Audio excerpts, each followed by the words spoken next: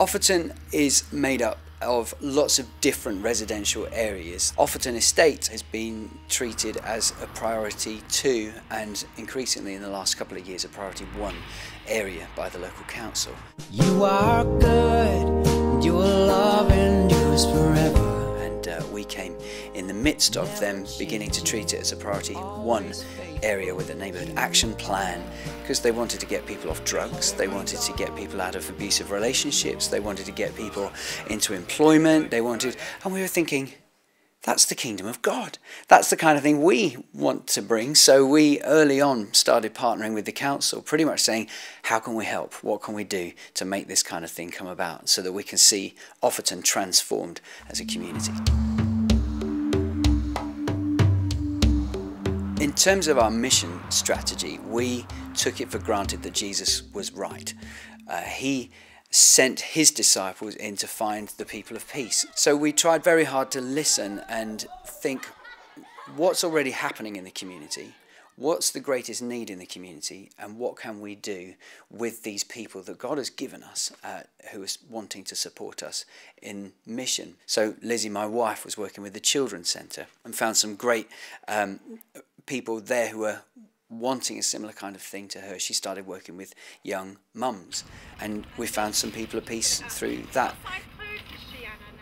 Through the garage, we can work with other agencies and signpost individuals to them. But also what's fantastic is we can then invite them to the drop-in centre at Glo Central for a cuppa, or welcome into our houses. Ask them if they want to come to a party, ask them if they want to come along to church or a toddler group, and through that we've made some real key friendships and relationships with individuals. So the garage absolutely is about meeting that basic need for individuals in the community, but if they want more, we can offer that.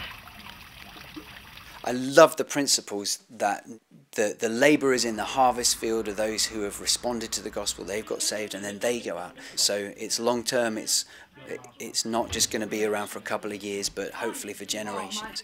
It's self-sustaining. We're not always going to be looking to our mother church for help. And it's indigenous.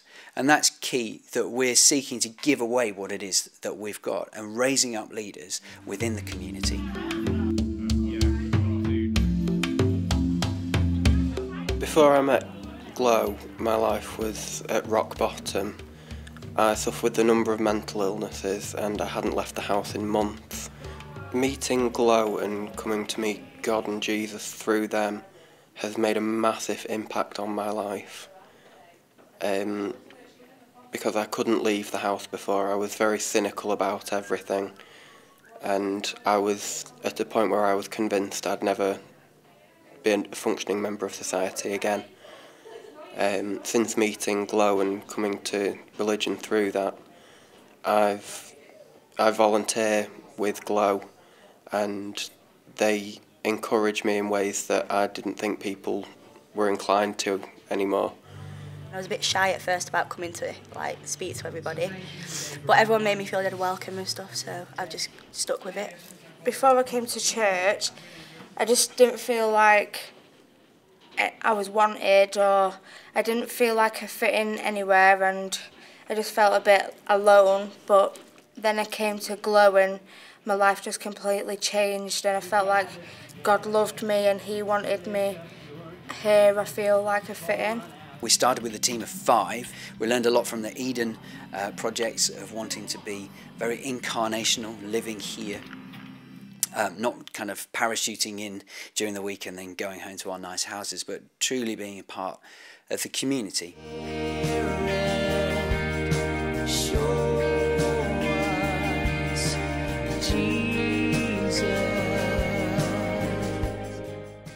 In terms of worship, we met as a team in our conservatory initially, but it seemed that we needed what sociologists call that third space. I remember saying to everybody, next time we meet, nothing's going to change. So it's going to be us. It's going to be our public witness. We're going to be their Christians, and if people come along, that's fine, and they can watch and they can join in. But we'll be setting the tone, and they'll be joining in with us, which was my expectation. and my plan. And then God went and ruined it all. Suddenly our wonderful times of worship were more focused on trying to stop the kids running around who'd been sent to church. Their parents, we don't know where the parents were, but the kids were sent along to church and we were running around chasing after them, trying to settle them down. And this great, beautiful sense of God's presence had been completely destroyed and replaced with this wonderful sense of the people's presence and God in that. And so our journey was very much trying to work out, well, okay, what does worship look like for us now?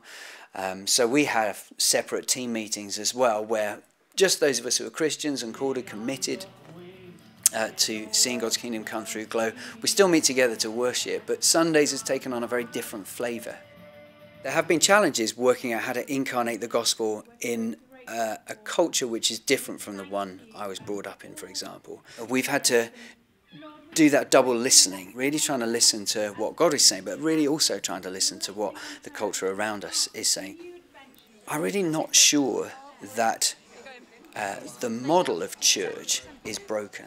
I think what might be broken is our expectations about what church does, which is again why we talk about Sunday being the result of discipleship. If Sunday is the only thing, or even the main thing, it can cause us to have a slightly warped view of it and certainly warped expectations about what it should do. But I've begun to talk about us being a missional community that gathers to worship rather than a worshipping community that does mission. And it's only a slight difference, but actually it causes our focus to be out there rather than gathered together. So we try to contextualize it, and that is always a very interesting journey and a fascinating balancing act. But if we are here for the sake of others, then it's something that we've got to continually wrestle with. Our favourite phrase, to be honest, as we plant church, and many people watching this are probably very familiar if they've ever done the same kind of thing, is it's messy. It's all messy, and we love the idea of having simple structure, and we work towards that, but it's messy. The dream, I suppose, is that we plant more things like this. Not saying we've got all the answers and everyone should do it like this, but here are some of the principles that we've learned, and those that we're raising up might go off and plant. So 2 people who are on our team, are now training for ordination. They're OPM training as pioneer ministers, and our prayer is that they'll go off and plant something themselves too. Who knows where? Hopefully locally, but maybe not. We're just trying to think of ways that we can encourage others to feel inspired and perhaps have a go at doing a similar kind of thing. Not based on the model, but based on the principles of what it is that we're trying to do here. And thank God that we're seeing people come to faith and responding to the gospel through it. See love.